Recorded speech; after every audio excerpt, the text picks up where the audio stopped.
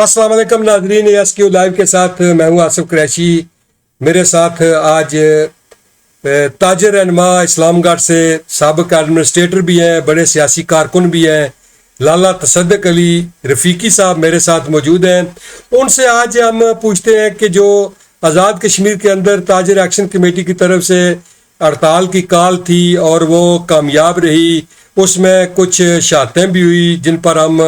दिली अफसोस भी करते हैं। बहुत नाखुशगवार वाक़यात पेश आए, ऐसा नहीं होना चाहिए था, ये क्यों हुआ। और इस सारे मामले की आज हम जो है वो बड़े सीनियर लाला तसद्दुक अली की जो एक आज़ाद कश्मीर के अंदर जो उनकी सियासी बसीरत है वो बहुत ही जनाब हमेशा उन्होंने जो है जब भी कोई बात हुई है उन्होंने हमेशा जो है वो बड़ी दबंग किस्म की बात की है और बड़े दबंग सियासी कारकुन भी हैं और साबिक एडमिनिस्ट्रेटर इस्लामगढ़ भी रहे हैं। लाला तसद्दुक साहब बहुत शुक्रिया, आज आपको मैंने जो है वो अपने प्रोग्राम में बड़े अरसे के बाद कोविड के बाद आपको जो है वो एक बार फिर दावत दी। उन दिनों आपने जो है हमें जो कोविड के दौरान जो है वो वहाँ की सूरत हाल से हमें बाखबर रखा और जो भी मसाइल थे मामलात थे लोगों के उस हवाले से आपसे हमारी बातें होती रही, लेकिन फिर कोई मौका ही नहीं मिला, कोई ऐसी कोई बात नहीं हुई कि आपसे फिर जो है वो हम बात कर सकें। एक बार फिर आपको मैंने बड़ा एक्टिव देखा जब ताजरों के मसाइल आए, आपने जो है वो बड़ी अपनी सियासी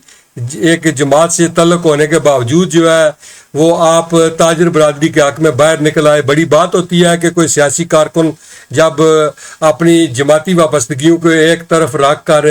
अवामी मसाइल के लिए बाहर निकले, तो आपने जो है वो बड़ा अच्छा रोल प्ले किया ताजरों की तरफ से। बड़ी आपकी जो इस्लामगढ़ के अंदर और जहाँ भी आप गए इस हवाले से आपसे पूछेंगे कि बदकिस्मती से जो आज़ाद कश्मीर के अंदर जो काम हमारी लीडरशिप को करना चाहिए था वो एक ताजर तंजीमों ने जो है वो मिलकर किया, एक्शन कमेटी ने मिलकर किया। इसकी वजह क्या बनी है कि हमारी जो सियासतदान है वो क्यों नाकाम हुए हैं? बहुत मेहरबानी जी कुरैशी साहब, आपकी मोहब्बतों का शुक्रिया। पहाड़ी विच मैं महरा ज्यादा मैं ये नहीं फील करसा मैं पहाड़ी विच ही गल करसा आसानी नाल। बेसिकली जी है ना ज्वाइंट अवामी एक्शन कमेटी ये ताजरा नहीं तनकीब सी, जिसमें कुछ और लोग अवाम सोसाइटी नहीं आए। बेसिकली कुरैशी साहब गल ये है कि ये 78 साल दियां महरूमियां सन नौजवानों की बेरोजगारी है और बाकी एक लावा बनया सी ते ये उसने मौका सी जरा पुराना नहीं नाकामियां नहीं वजह नाल वो पटिया ते ये मामला होया जी। और ये बहुत बड़ा मामला होया कि दूसरी दफा हुकूमत की पता होने के बावजूद लाला जी के उन्होंने पता सी इस तो पहले भी एक तहरीक हुई, उसले भी पुलिस अफीसर समेत कुछ कीमती जाना भी गईयां और फिर हुकूमत जड़ा ये मौका कियां फराम किया कि क्योंकि अगर ये पहले मसले हल हुई जड़े तो अज ये जड़े साढ़े 8-10 बंदे जिसने शहीद हुए ने, कुछ पुलिस वाले भी उसने जड़ा उन्होंने शहादतां भी हुई ना, ये वाकयात नहीं सन होई सकने अगर हुकूमत संजीदा होनी पहले बेही के नाल गल कीती जाई सकनी सी। असल गल है कि कुरैशी साहब अगर कोई मुहसब सोसाइटी होनी जिस सोसाइटी में तुम रहे हो जिला उन्होंने देखने के लगे कोई यूथ है इन्होंने गुस्सा है इन्होंने डायलॉग करा एक्शन कमेटी का कोई कसूर नहीं। आज तो 2 साल हुए तहरीक चली रही है, बाकायदा इन्होंने नोटिफिकेशन किए मुआहदात किए, उसने वास्ते इन्होंने 6 महीने वक्त लिया। बिजली और आटे की सबसिडी तो उस वेला हुई थी, बाकी इन्हें 6 महीने वक्त लिया जरा जून में पूरा होया। बिल्कुल इन्हें जिस तरह हम लाइफ नहीं किया क्योंकि बेसिकली इसने तो हुकूमत नहीं MLA की हुकूमत है, किसी सियासी जमात नहीं है। सारे बदकिस्मती नाल वज़ीर आज़म साहब भी गल्लां में कट्टिया खाने बजाय उसने को अमल करने। ये दुनिया की वाहिद तहरीक है कि सिंपल मतलब है कि असांकी बिजली दो, असांकी पानी दो, असांकी सेहत दी सहूलतां दो, सारा बैंक शेड्यूल करो,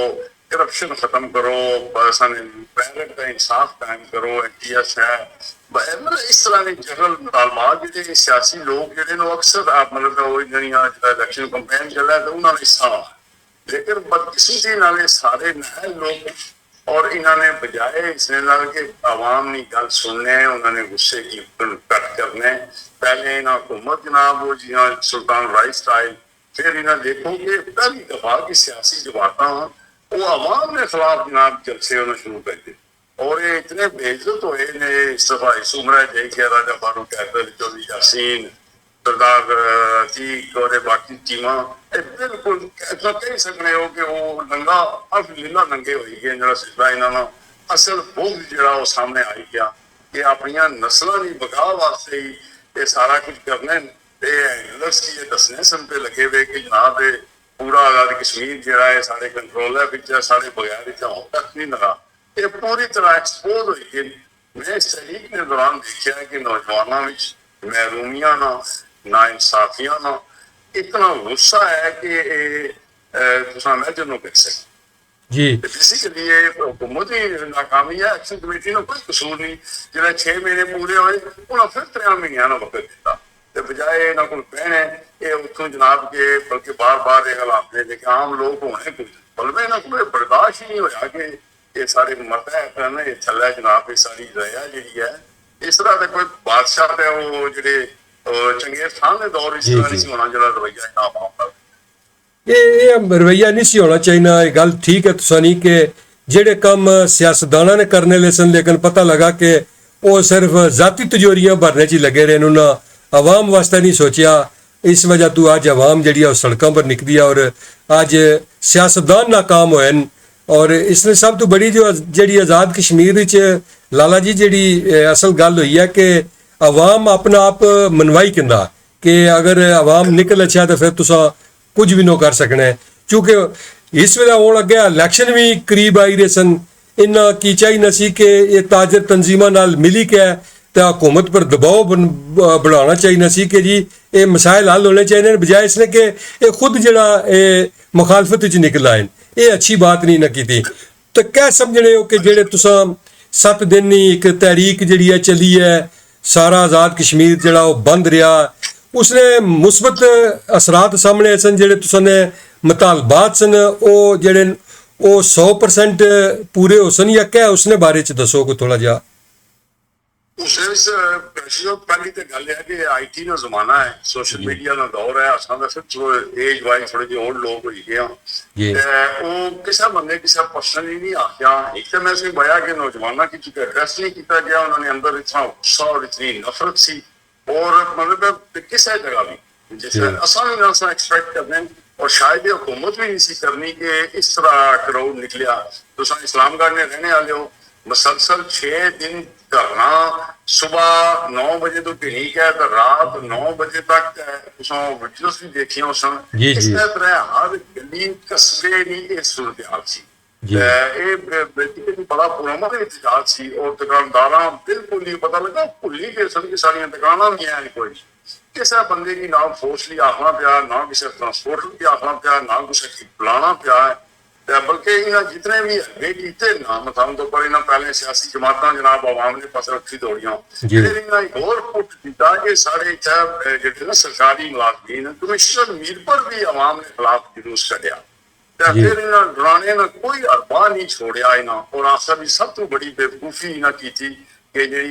इंटरनेट सर्विस भी बंद करी छोड़ी मतलब है कि हम सारे इतने प्लाट में एक वाकया पेश आया है हादसा होया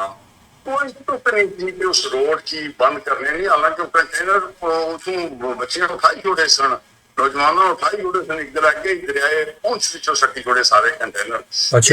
मिस मैनेजमेंट वजह नाल सारियां शहादतां होईयां पहुंच वाले पास है या मुजफ्फराबाद जी मुस्लिम कॉन्फ्रेंस इसलिए उसी मुजरम कॉन्फ्रेंस आखने से लगे हुए कि सरदार अब्दुल कयूम साहब ने एक बड़ा नाम सी उन्होंने पुत्रा पोतरे उन्होंने सारे डबोई के रखी छोड़िया कि क्या तो बननी सी कि कितनी बड़ी काल है तो उधर अपने दसने वास्ते कि असा ज्यादा ताबेदार हाँ तो उन्होंने जनाब अमन मार्च ने एक ड्रामा किया जिसकी वजह उत्थे चाल फैलिया नहीं ये गलत सी चूंकि ये तो फिर आमने सामने क्योंकि एक तरफ जड़ा आवाम सारी निकली है तो तुसा अमन रैली नहीं उसले जरूरत कोई नहीं सी ये वाकई उन्होंने को शायद ਮਿਸ ਜਿਹੜਾ ਇੱਕ ਫਾਇਰ ਹੋਈ ਗਿਆ ਇਹ ਨਹੀਂ ਸੀ ਹੋਣਾ ਚਾਹੀਦਾ, ਬਲਕਿ ਸਰਦਾਰ ਅਤੀਕ ਸਾਹਿਬ ਇੱਕ ਆਪਣੇ ਪ੍ਰੋਗਰਾਮ ਵਿੱਚ ਵੀ ਇਹ ਗੱਲ ਆਖੀ ਹੈ ਕਿ ਇਹ ਨਹੀਂ ਸੀ ਹੋਣਾ ਚਾਹੀਦਾ, ਲੇਕਿਨ ਚਲੋ ਇੱਕ ਵਾਕਿਆ ਹੋ ਹੀ ਗਿਆ ਵੈ। ਇਸ ਤਰ੍ਹਾਂ ਦੇ ਵਾਕਿਆਤ ਨਹੀਂ, ਚਲੋ ਵਾਕਿਆਤ ਤੋਂ ਇਲਾਵਾ ਜਿਹੜਾ ਕਿ ਅਸਾਂ ਦੀ ਜਿਹੜੀ ਲੀਡਰਸ਼ਿਪ ਸੀ ਇਹਨਾਂ ਕੀ ਤੁਸੀਂ ਪਤਾ ਕਿ ਇਹ ਜਿਹੜੇ ਮੈਨ ਮਤਾਲਬਾਤ ਸਨ ਕਿ ਜੀ ਤੁਸੀਂ ਆਪਣੀ ਜਿਹੜੀ ਐਕਸਟਰਾ ਜਿਹੜੇ ਤੁਸਾਂ ਦੀ ਸਹੂਲੀਅਤ ਨੂੰ ਖਤਮ ਕਰੋ, ਇਹਨਾਂ ਕੀ ਚਾਹੀਦਾ ਸੀ ਕਿ ਇਸ ਆਵਾਮ ਦੀ ਵਜ੍ਹਾ ਤੋਂ ਅਸਾਂ ਕੀ ਮਿਲਿਆ ਸਾਰਾ ਕੁਝ ਤਾਂ ਖਤਮ ਕਰੀ ਹੋਣਾ ਚਾਹੀਦਾ ਸੀ, ਆਖਣਾ ਚਾਹੀਦਾ ਸੀ ਠੀਕ ਹੈ ਜੀ ਕਿ ਅਗਰ ਇਹ ਗੱਲ ਹੈ ਤਾਂ ਅਸਾਂ ਵੈਸੇ ਹੀ ਡਰਾ ਹੋਈ ਜਾਣੇ ਇਸ ਦੇ ਤੋਂ। ਔਰ ਇਸੇ ਤਰ੍ਹਾਂ ਜਿਹੜੀਆਂ 12 ਸੀਟਾਂ ਨੇ ਉਸਨੇ ਹਵਾਲੇ ਨਾਲ ਵੀ ਬਈ ਕੇ ਗੱਲ ਪਹਿਲੇ ਜ਼ਿਆਦਾ ਬਿਹਤਰ ਅੰਦਾਜ਼ ਨਾਲ ਹੋਈ ਸਕਣੀ ਸੀ, ਲੇਕਿਨ ਬਦਕਿਸਮਤੀ ਨਾਲ ਕਿਸੇ ਬੰਦੇ ਵੀ ਇਸ ਪਰ ਤਵੱਜੋ ਕਰੀ ਦਿੱਤੀ। ਅਸਲ ਉਸਨੇ ਕ੍ਰਿਸ਼ ਦਾ ਬੇਸ ਸੀ ਨਾ ਕਿ ਬੇਸਿਕਲੀ ਮਰਾਦ ਬਣਾਇਆ ਹੈ ਕਿ ਇੱਕ ਪਾਸੇ ਹੁਣ ਸੱਚੀ ਬੇਈਮਾਨੀ ਗੱਲ ਇਹ ਹੈ ਕਿ ਇਤਨੀ ਮਹਿੰਗਾਈ ਹੈ ਔਰ ਪਿਛਲੇ 3 ਸਾਲਾਂ ਵਿੱਚ ਪਾਕਿਸਤਾਨ ਵਿੱਚ ਗੁਰਬਤ ਦੀ ਲਕੀਰ ਤੋਂ ਹੋਰ 10% ਬੰਦੇ ਜਿਹੜੇ ਨੂੰ ਥੱਲੇ ਚਲੇ ਗਏ ਤੇ ਬੜੀ ਮੁਸ਼ਕਲ ਨਾਲ ਲੋਕ ਆਪਣੀ ਰੋਜ਼ੀ ਰੋਟੀ ਪੂਰੀ ਕਰ ਰਹੇ ਨੇ। ਲੋਕਾਂ ਸਕੂਲੋਂ ਬੱਚੇ ਚਾਹੀਦੇ ਥੋੜੇ ਨੇ, ਉਹਨਾਂ ਨੇ ਖਰਚੇ ਨਹੀਂ ਪੂਰੇ ਹੋਣੇ। ਇਹ ਜਨਾਬ ਤਰ੍ਹਾਂ ਫਾਰਚੂਨਰ ਗਾੜੀਆਂ ਕੇ ਨੀਚੇ ਫਿਰਨੇ ਨੇ, ਇਹਨਾਂ ਦੀ ਬਿਜਲੀ ਫ੍ਰੀ, ਇਹਨਾਂ ਦਾ ਪਾਣੀ ਫ੍ਰੀ, ਇਹਨਾਂ ਨੇ ਸਿਲੰਡਰ ਫ੍ਰੀ, ਇਹਨਾਂ ਨੇ ਮੁਲਾਜ਼ਮ ਫ੍ਰੀ।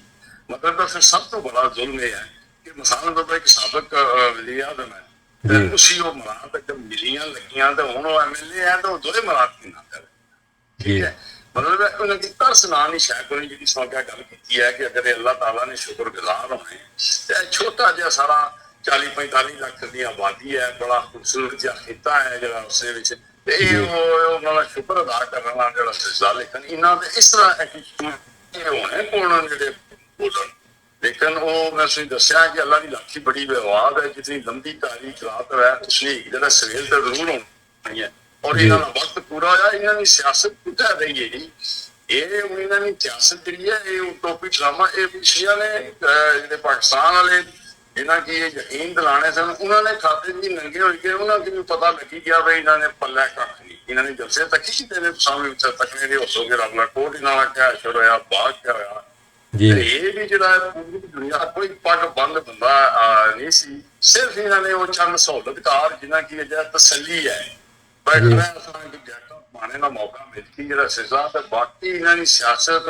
ਕੱਲਾ ਦਾ ਪਤਾ ਕੋਈ ਨਹੀਂ। ਅੱਜ ਇਹਨਾਂ ਦੀ ਸਿਆਸਤ ਬਿਲਕੁਲ ਹੀ ਖਤਮ ਹੋਈ ਗਈ ਹੈ, ਕੋਈ ਬੰਦਾ ਇਹਨਾਂ ਦਾ ਨਾਮ ਲੇਵਾ ਨਹੀਂ ਹੈ ਜਿਹੜਾ ਸਿਜ਼ਾ ਉਸਨੇ ਵਿੱਚ ਤੇ ਲੋਕ ਇਹਨਾਂ ਨਾਲ ਸਖਤ ਨਫ਼ਰਤ ਕਰਨੇ ਨੇ। ਇਹਨਾਂ ਨੇ ਰਵੱਈਏ ਨਾਲ ਇਹਨਾਂ ਕੀ ਆਵਾਮ ਨੇ ਨਾਲ ਖੜਨਾ ਚਾਹੀਦਾ ਸੀ, ਇਹਨਾਂ ਨੇ ਬੁਨਿਆਦੀ ਮਸਾਇਲ ਸੇ ਉਹਨਾਂ ਨਾਲ ਹੱਲ ਕਰਨਾ ਚਾਹੀਦਾ ਸੀ। ਇਸੇ ਤਰ੍ਹਾਂ ਇਹਨਾਂ ਜਨਾਬ ਪਹਿਲੇ ਉਸੀ ਇਹ ਗੱਲ ਕੀਤੀ ਕਿ ਇਹ ਜਨਾਬ ਪਾਕਿਸਤਾਨ ਮੁਖਾਲਫ ਹੈ ਕਿ ਅਫਵਾਜ ਪਾਕਿस्तान ने मुखालफ है कि वो जनाब क्या तो बननी है जी, आवाम रोटी पानी बिजली मंगनी है, सेहत दी सहूलतां मंगनी है, छोटे छोटे बुनियादी मसाइल उन्होंने वास्ते, लेकिन बजाय उन्होंने एड्रेस करने इन्हें पहले जनाब उधर खड़िया हाँ जी पाकिस्तान मुखालफ तहरीक है, अफवाज मुखालफ तहरीक है। हालांकि ये बेसिक इंसानी बुनियादी हकूक की तहरीक थी, इसने एजेंडा तकी और ठंडी मुतालबात कोई भी ऐसा नहीं है कि जरा कोई बंदा मैं आराम सा ये टेबल पर किस तरह गल कर सन। इस तरह मैं अगर थोड़ा जा मौका दो ते महाजरीन जेडे ने वो असा उन्होंने ठग रही दिल नहीं ठग रही उन्होंने मौका उन्होंने कुर्बानियां की कदर नहीं निगाह सकते। मेरे अपने दुर्गा इतने दसिया कि जो इस्लामगढ़ 1965 महाजरीन आए तो वो इंतजामिया ने कहा कि कैंप ला सा, लेकिन सारे लोगों के सारे कश्मीरी भरा ने सारे घर में रह सके ये असा की जान तो क्या जी महाजर सीटा कोई मामला उत्थे सारे महाजर नहीं भरा के मिला तो मिला, लेकिन जरा चेदा मेदा जेडे रक्षा ड्राइवर जेडे सिलसिला इन्होंने असली इन्होंने कोई हक नहीं है। सही बात है बिल्कुल। अच्छा लाला जी जेडे कल मैं एक तकना पिया कि सोशल मीडिया पर जरा कि एक इस चार्टर ऑफ डिमांड विच कोई नहीं सी जड़ा मीरपुर बोर्ड ने बारे च बहुत ज़्यादा तहफुजात सामने आई रहे हैं। ये मामला क्या है थोड़ा जिहा को अगर तुसां ने कोई इल्म विच है कोई ये किस तरह ना ये तो मैं बिल्कुल सही गल बजा है। ये पहले मुतालबा खिस्तियां विच कोई नहीं सी, इससे पहले भी ये आया सी उसने विच कश्मीर विच तस्करा चलिया। मतलब डेफिनेटली है कि सारा अगर बोर्ड मीरपुर ने जरा नीलम होना तो शायद सारे भी जज्बात हो गए, लेकिन मैं इसलिए समझना हूँ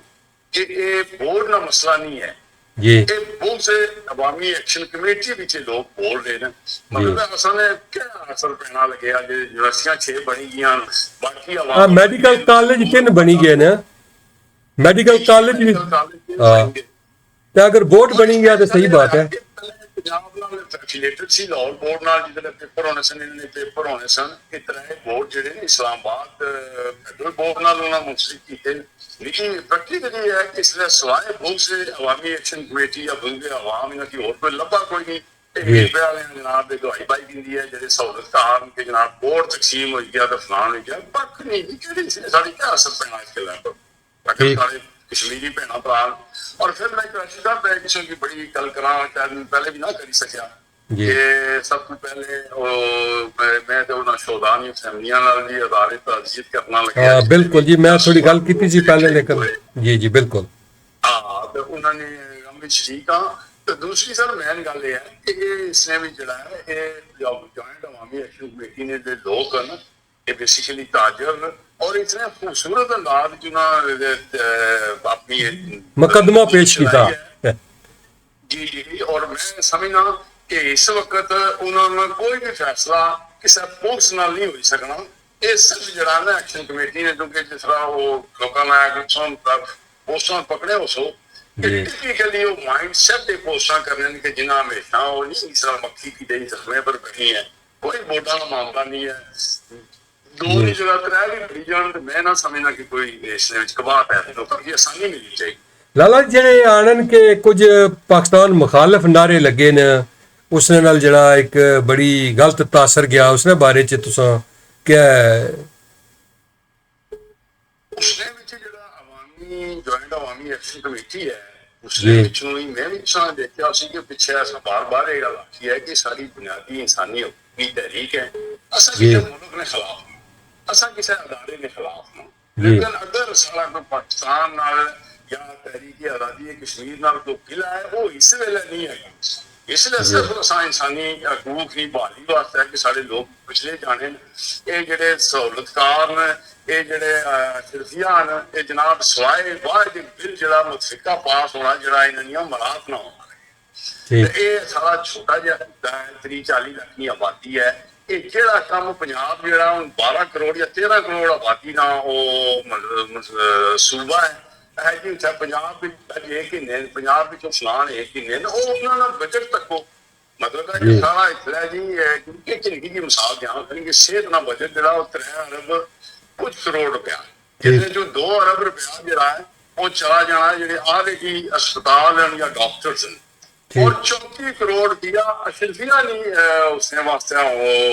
मुख्तस है और मैं और आम कश्मीरी जरा इतना बसना पे लगे उसने वास्ते महकमा हेल्थ को साढ़े वास्ते 122 रुपया फी बंदा है कितनी बड़ी नाइंसाफी और कितनी बड़ी है असल तो ये सी कि ना तो हुकूमत मुखालफ है कि ना इन्हें की संभाने भी नहीं को हुकूमत टैकल है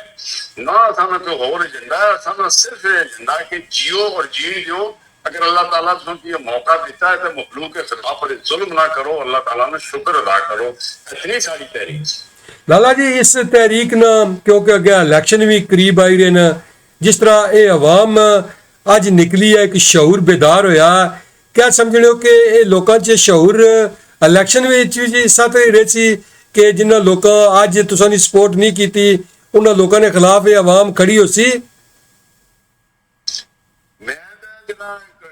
बोलूं यही कि अफजल किया इस तरह की भी अंदाजा नहीं सी कि सारा यूथ बड़ा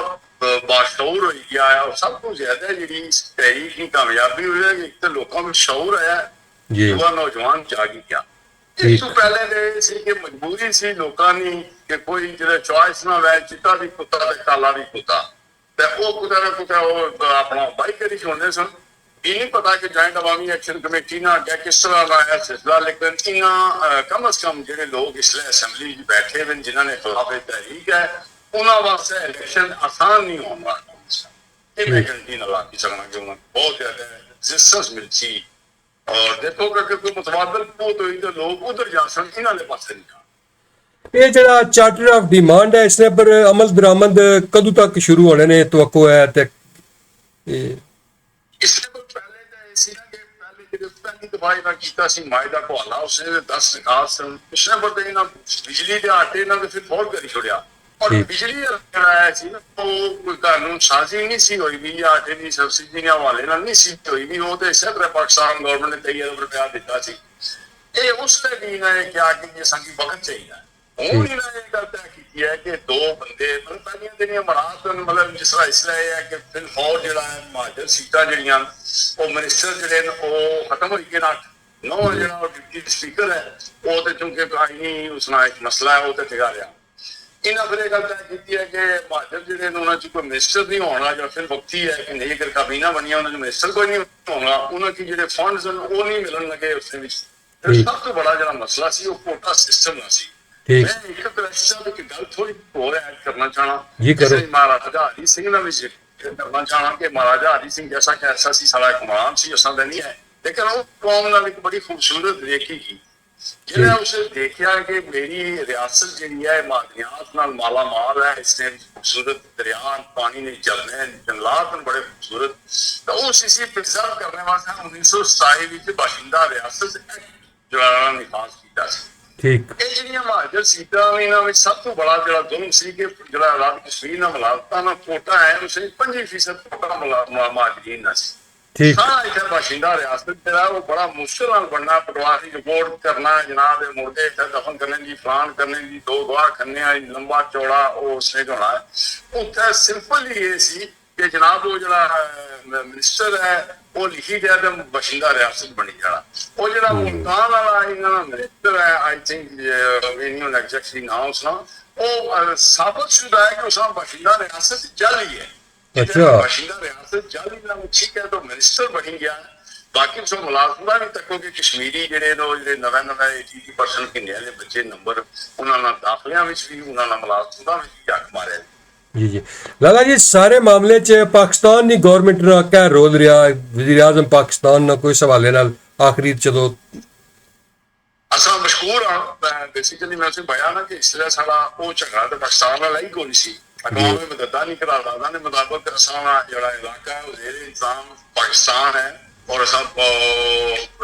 उम्मत मुसलमान ने पॉइंट ऑफ व्यू नाल भी सारा रुझान भी जड़ा है वो है कि साडी हमदर्दियां सारा प्यार जड़ा वो पाकिस्तान वाला है असा जनाब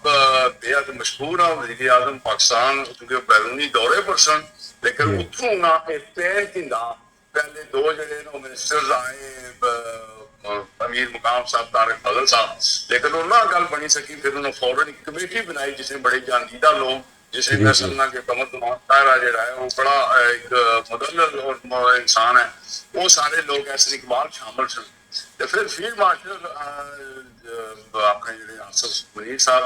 ਉਹਨਾਂ ਨੇ ਵੀ ਬੇहद ਮਮਨੂਨ और ਮਸ਼ਹੂਰ ਆ ਕਿ ਕਿਉਂਕਿ ਲਾਈਨ ਆਫ ਕੰਟਰੋਲ ਹੈ ਪਾਕਿਸਤਾਨ ਆਰਮੀ